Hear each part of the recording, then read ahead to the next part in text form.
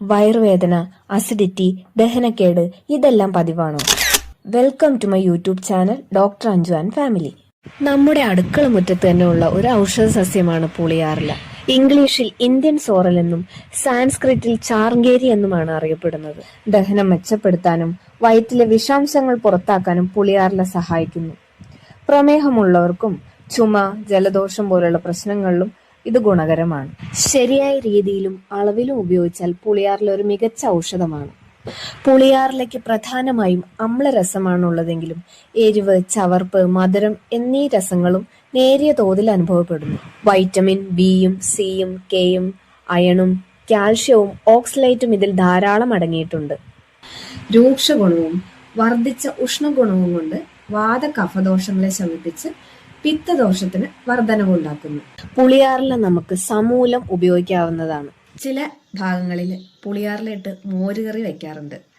അതായത് നമ്മൾ എടുക്കുന്ന മോരിന് പുളി കുറച്ച് കുറവായിരിക്കണം. കാരണം പുളിയാറിലേക്ക് ചെറിയൊരു പുളി ഉള്ളത് കൊണ്ട് തന്നെ മോരിന് പുളി കുറവാണെങ്കിൽ ആ പാകത്തിന് പുളി നമുക്ക് കിട്ടുള്ളൂ കറിക്ക്. പിന്നെ വയറിളക്കം അങ്ങനെയുള്ള പ്രശ്നങ്ങളുണ്ടെങ്കിൽ ഈ പുളിയാറിലയുടെ സ്വരസം, അതായത് നീരെടുത്തിട്ട് നമുക്ക് അകത്തേക്ക് കഴിക്കാവുന്നതാണ്. പനിയുള്ള അവസ്ഥകളിൽ പുളിയാറില നന്നായിട്ട് കഴുകി കഷായം പോലെ വെച്ച് കുടിക്കാം. നല്ല പെയിൻഫുൾ ആയിട്ടുള്ള നീരുണ്ടെങ്കിൽ, ഏതെങ്കിലും ഭാഗത്ത് ശരീരത്തിൽ നല്ല വേദനയോട് കൂടിയ നീരുണ്ടെങ്കിൽ ഇതിനെ സമൂലം അരച്ച് ആ നീരുള്ള ഭാഗത്ത് പുരട്ടാവുന്നതാണ്. അതുപോലെ തന്നെ തലവേദനയ്ക്കും പുളിയാറിലയുടെ ഇല എടുത്ത് അരച്ച് നെറ്റിയിൽ പുരട്ടാവുന്നതാണ്.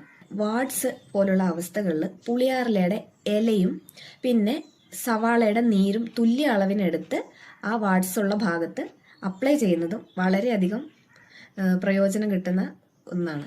അങ്ങനെ ഒട്ടനവധി ഗുണങ്ങളുള്ള പുളിയാറില നിങ്ങളുടെ വീട്ടിലും ഉണ്ടാവും. കണ്ടെത്തുക, വേണ്ട രീതിയിൽ ഉപയോഗിക്കുക. വീഡിയോ ഇഷ്ടപ്പെട്ടെങ്കിൽ ലൈക്ക് ചെയ്യാനും ഷെയർ ചെയ്യാനും സബ്സ്ക്രൈബ് ചെയ്യാനും മറക്കരുത്. ഇതുപോലുള്ള ആയുർവേദിക് ടിപ്സുമായിട്ട് ഞാൻ വീണ്ടും വരുന്നതായിരിക്കും. Stay tuned. ബൈ.